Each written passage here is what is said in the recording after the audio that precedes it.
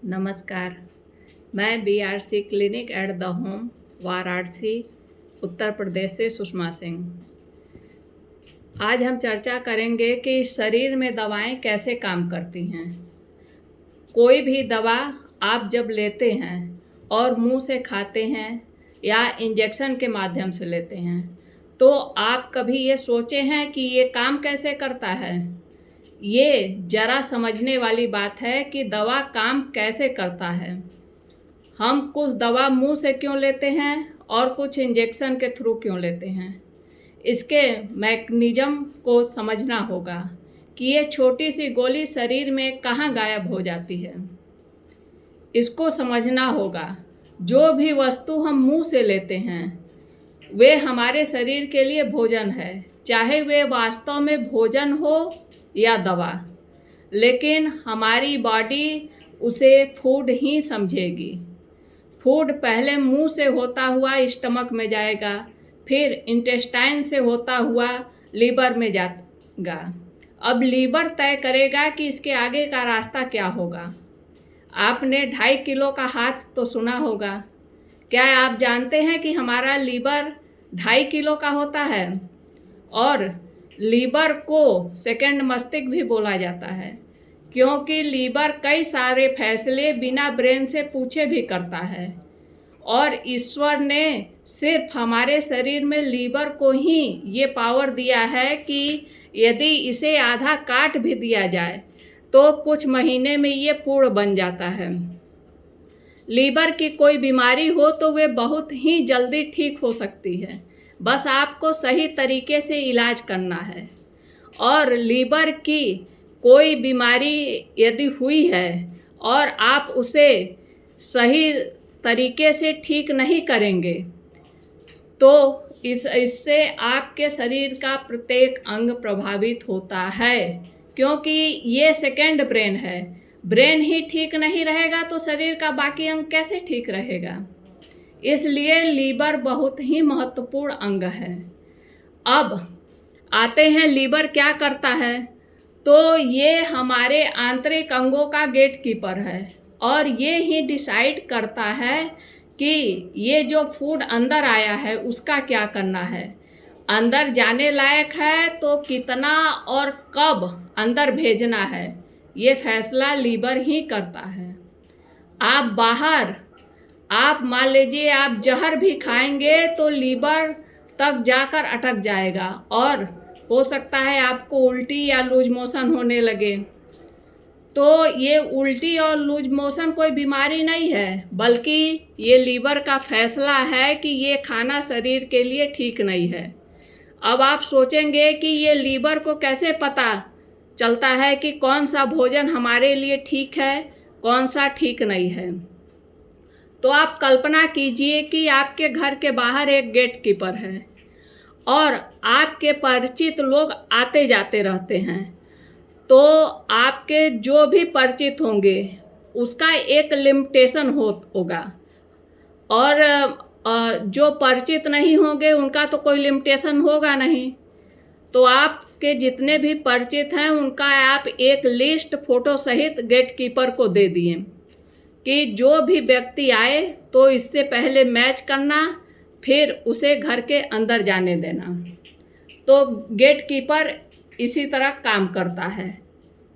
तो ठीक इसी प्रकार जब ईश्वर हमारे शरीर की रचना किए थे और इस सृष्टि को बनाए थे तो हम और ये प्रकृति अलग नहीं हैं, बल्कि एक दूसरे से आपस में नट बोल्ट की भांति जुड़े हुए हैं।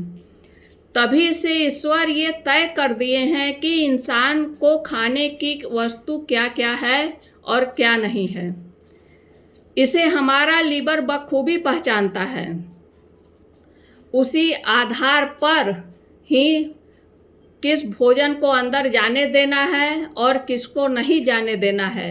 लीवर ईश्वर के द्वारा दिए गए इसी कोड के द्वारा पता लगा के जो अंदर जाने लायक भोजन नहीं रहता उसे बाहर निकाल देता है और जो अंदर जाने लायक है उसे हमारे शरीर के अंदर जाने देता है और वो जाके ब्लड में घुलता है। अब हम दवा की बात करते हैं, तो ये बताइए कि ये जो दवा है ये कितने वर्ष पहले बना हुआ है? शायद कुछ शतक पहले। हमारे शरीर के लिए ये दवा एक एलियन की भांति है, एक स्ट्रेंजर है। कोई भी दवा जितने भी आप नाम जानते हैं सभी को लीवर रोक देता है, क्योंकि वे केमिकल है। इस तरह कोई भी दवा ब्लड तक जा नहीं पाता। आप देखते हैं कि आप बीपी की दवा खाते हैं और बीपी लो हो जाता है, शुगर की दवा लेते हैं, शुगर नॉर्मल हो जाता है, नींद की दवा लेते हैं तो नींद आ जाती है। इसका मतलब वे शरीर के अंदर जा तो रहा है, लीवर रोक नहीं रहा है। तो यहाँ वैज्ञानिक थोड़ी चालाकी दिखाते हैं।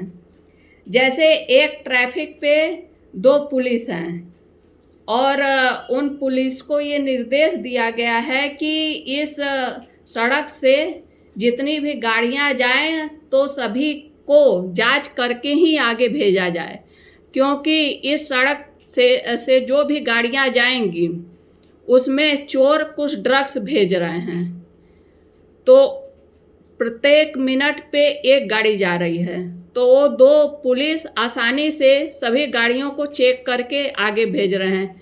अब चोर भी चालाक है, वो जान गया कि इन 2 पुलिसों की क्षमता प्रत्येक मिनट पे 1 गाड़ी चेक करने का है, तो 2 गाड़ियां भेजने लग रहा है। तो इस तरह 50% गाड़ी बिना जांच के ही आगे निकल रही हैं। तो अब क्या होगा कि वो जो ट्रैफिक पुलिस है वे हेडक्वार्टर पे फ़ोन करेगा कि यहाँ तो डबल ट्रैफिक है, तो और पुलिस को भेजा जाए। तो 2 और पुलिस आते हैं, तो चोर अब क्या करेगा कि और अधिक गाड़ियाँ भेजने लगेगा, जिससे कि पुनः 50% गाड़ियाँ बिना जांच के ही आगे निकल जाएंगी। इसी तरह हमारा लीवर काम करता है। जैसे पहले हम दवा डॉक्टर हमें देते हैं वे हमारे डोज का डबल होता है। कोई भी दवा डॉक्टर जब हमें देता है तो वो जानता है कि आधा दवा तो लीवर ही रोक देगा और आधा ही अंदर जाने देगा, इसलिए जितनी हमें आवश्यकता होती है उसका डबल डोज करके डॉक्टर देता है और उसमें से आधा लीवर रोक देता है, आधा अंदर जाके हमारे ब्लड में घुल जाता है। और हम धीरे धीरे देखते हैं कि 10-15 दिनों के बाद जो दवा हम एक खाते थे और वो असर करती थी, 10-15 दिन के बाद या 1 महीने के बाद वो दवा असर नहीं करती, क्योंकि हमारा लीवर बहुत स्मार्ट है, वो अपनी कैपेसिटी बढ़ा लेता है, तो वो पूरा का पूरा दवा रोक देता है। जब हमें वो दवा काम नहीं करती तो हम पुनः डॉक्टर के पास जाते हैं और उनसे कहते हैं कि दवा अभी ये काम नहीं कर रही है। तो डॉक्टर क्या करते हैं, वो समझ जाते हैं कि लीवर अपनी कैपेसिटी बढ़ा दिया है, तो डोज को और डबल करके देते हैं और फिर वो कुछ महीने काम करता है, फिर ज्यों का त्यों, फिर उतना डोज भी हमारे शरीर को काम नहीं करता।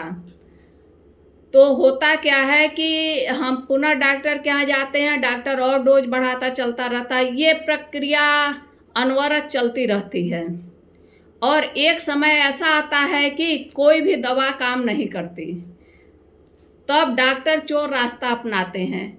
जैसे गेट कीपर यदि किसी चोर को अंदर नहीं जाने देता तो चोर मेन गेट से न जाके खिड़की का सहारा लेकर अंदर घुसता है, फिर वे कितना नुकसान पहुंचाएगा कुछ कहा नहीं जा सकता। ठीक शुगर के केस में भी ऐसा ही होता है। जब दवा असर नहीं करती है तो डॉक्टर हमें इंसुलिन इंजेक्ट करते हैं और इंसुलिन इतना खतरनाक है कि यदि हम उसे मुंह से लें तो हमारा लीवर वहीं का वहीं उसे रोक देगा और बाहर फेंक देगा। तो इसीलिए हम डॉक्टर उसे डायरेक्ट ब्लड में इंजेक्ट कर देते हैं और वो ब्लड में घूमता रहता है। जो भी 50% दवा अंदर हमारे शरीर के गया हो या इंजेक्शन द्वारा लिया गया कोई भी दवा, वो हमारे ब्लड वेसल्स में घूमता रहता है और ब्लड वेसल्स के आंतरिक लेयर को नुकसान पहुंचाता है, जिससे हमारे ब्लड वेसल्स के आंतरिक लेयर से ही नाइट्रिक ऑक्साइड का प्रोडक्शन होता है। जब हमारी ब्लड वेसल्स का आंतरिक लेयर क्षतिग्रस्त हो जाता है तो नाइट्रिक ऑक्साइड का प्रोडक्शन ठीक से नहीं हो पाता, जिसके कारण ही हमें कैंसर जैसी गंभीर बीमारियों का सामना करना पड़ता है और अंततः हम समाप्त हो जाते हैं। लेकिन वो बीमारी ठीक नहीं होती जिसके लिए हम शुरू में दवा लेने गए थे। वो बीमारी ज्यों की त्यों पड़ी रहती है और इंसान ही समाप्त हो जाता है। इसलिए हमें ये स्वीकार करना होगा कि हमारा शरीर दवा लेने के लिए नहीं बना है। और नेचर में हम अपने इर्द गिर्द देखें तो इतनी हरियाली क्यों है? पृथ्वी का जितना भी भूमिगत भाग है उसका 1/3 तो हरा भरा ही है। नेचर ने ये हरियाली जो दिया है ये दवा है हमारे लिए, हम इसे समझ नहीं पा रहे हैं। जबकि कोई भी जानवर, चाहे कुत्ता हो, बिल्ली हो, यहाँ तक कि शेर भी, जब वो बीमार होता है तो वो घास खाता है और उल्टी करता है और वो ठीक हो जाता है। और हम दवा के पीछे पड़े हुए हैं जो कि सरासर गलत है, जो कि हमारा शरीर एक्सेप्ट भी नहीं करता। तो इसलिए हमें स्वीकार करना होगा कि हमारा शरीर दवा के लिए नहीं बना है। धन्यवाद।